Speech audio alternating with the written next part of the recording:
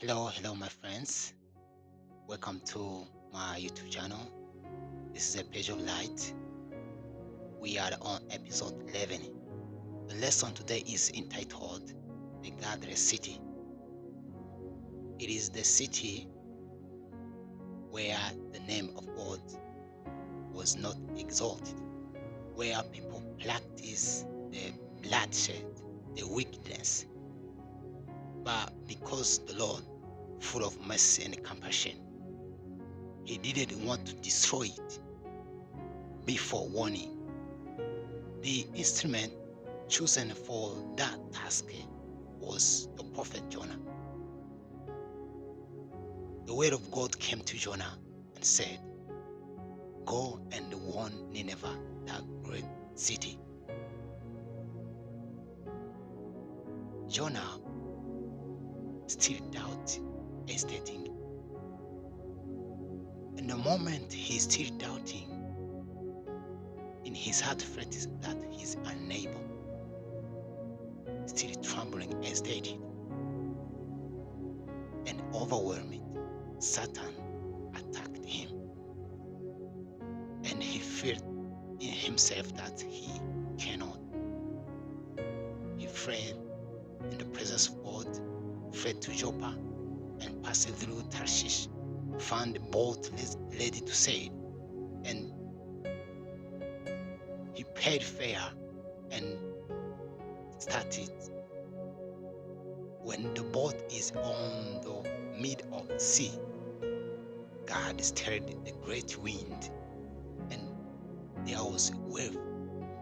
The people starting to examine those who are in the boat, started to drop everyone his luggage in order to lighten the boat.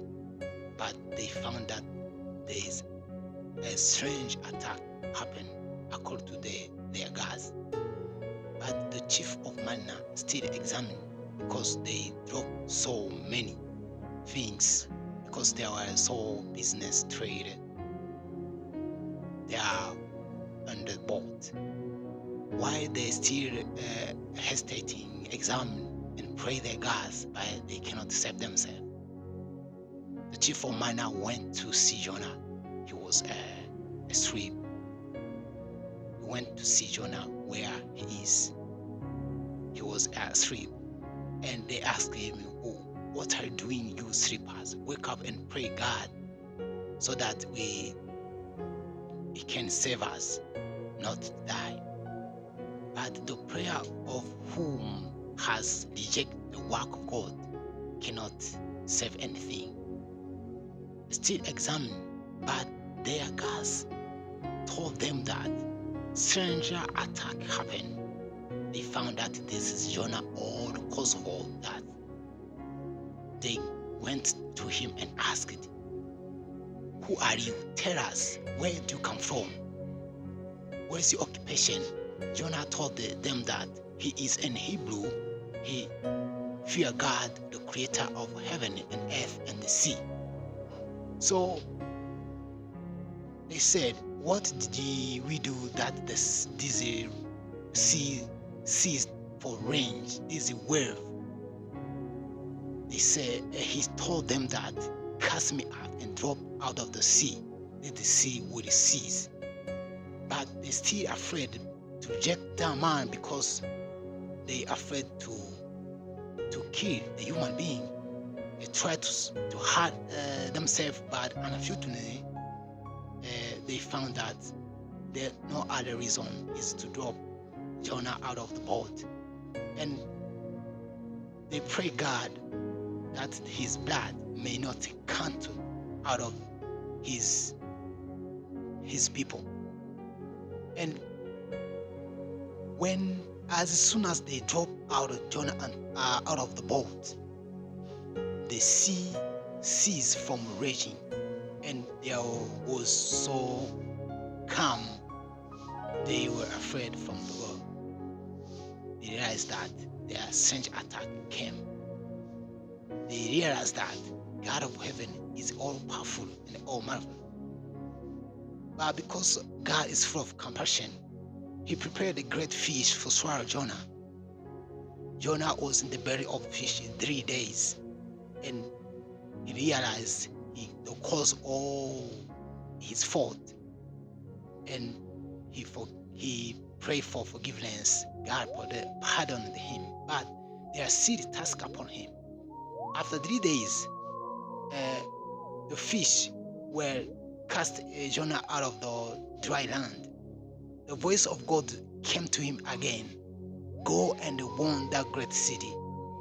Jonah still hesitantly and doubt, but unfortunately, because he remembered what happened back in his heart, still doubt, but he went. When he reached the Nineveh, that great city, he started preaching the starting message that the city is going to overflow after 40 days, until the message reached the king. When people heard that message, they proclaimed a day of fasting, from the greatest to the least, and they wear the sackcloth, bow down, worship God, prayed for forgiveness. As God see how people humble and turn away their evil doing, their mercy was granted to them. The mercy of God was granted to them. But here is a thing strange happened. When Jonah saw that the great sea is not overthrown, was very jealous. There is a jealousy. There are some people who don't want other people to be saved. And there's a great lesson to us.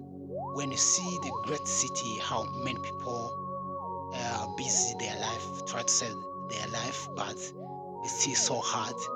What are you doing? What is your mission here in this world? And there are so many people who are waiting you. What God has put inside your heart, so that they can be saved. As Jesus came to this world as the light of the world, where people were dying in sin, where people were hungry for salvation, where people were in the bondage of sin, Jesus came in this world as a light from darkness. The people were released from their bondage and get salvation.